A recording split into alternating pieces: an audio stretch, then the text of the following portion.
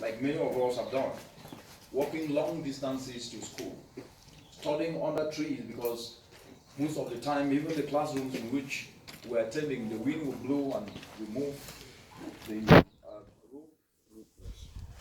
But I was surrounded by loving people who disciplined me and encouraged me to be better, and a rich cultural heritage that taught me the importance of unity, the importance of hard work, the importance of respect of elders, the importance of diligence, of passion, of perseverance, of determination.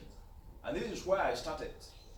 But more important was my moment where I actually started to understand what is it that my mom, who was a subsistence farmer, when she grows her maize and beans, it started to fail in some years of the cycle. So I started a simple search for this to the dwindling yields in my mom's farm was my watershed moment. Because I was thinking, as I'm going to school, in primary school, even without shoes, what can I do to solve that problem? And from that moment, no distance was too far, no mountain too high, no subject too hard to study, no discouragement enough to stop me. After I finished university, my parents didn't have money to send me to do. When I finished high school, my parents didn't have money to send me to the university, and it was my uncle, as you see in chapter 1 and chapter 2 of the book, who paid my university fees. But when I finished university, jobs were scarce. I spent 1 year volunteering. I spent my time volunteering, and my colleagues were laughing at me, saying, "How can you do a job without pay?" They were laughing at me, but the volunteering for 1 year is the best experience that I've ever had. And that actually helped to shape my career to where I am today. It is not the PhD, because it was actually that volunteering experience that helped me win a scholarship to study in Nottingham University in England. This year of experience gave me a winning edge. And later on, I went to Harvard University. What this is telling us is that when you volunteer your time for anything, you are not wasting your time.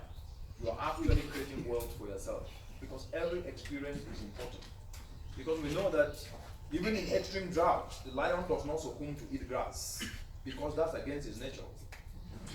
And you will see this, I use this in chapter 4 of this book. I use this proverb to elaborate the resilient mindset we should all have as we move to seize the opportunities in the agro-value chain.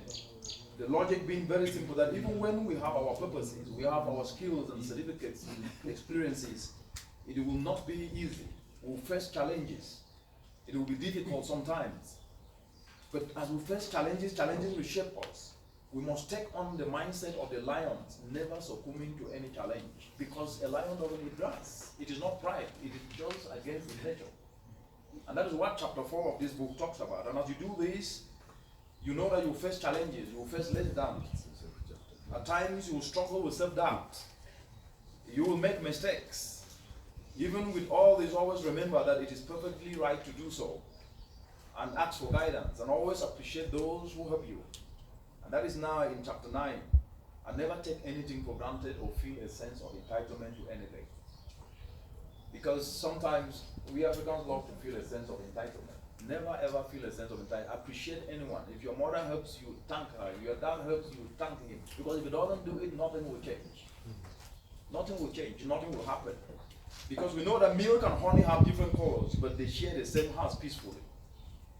Milk and honey have different colors, but they share the same house peacefully. What does this mean? While we may not come from the same tribe or from the same country or the same creed or religion, we share a common interest. And that is the conclusion of this book. We share a common interest, and that common interest is called Africa. Africa is our home. We share a common interest to build a prosperous Africa. But for us to do so, we must embrace positivity and not negativity. Because this book, at our means and what I've summarized, gives us the tools.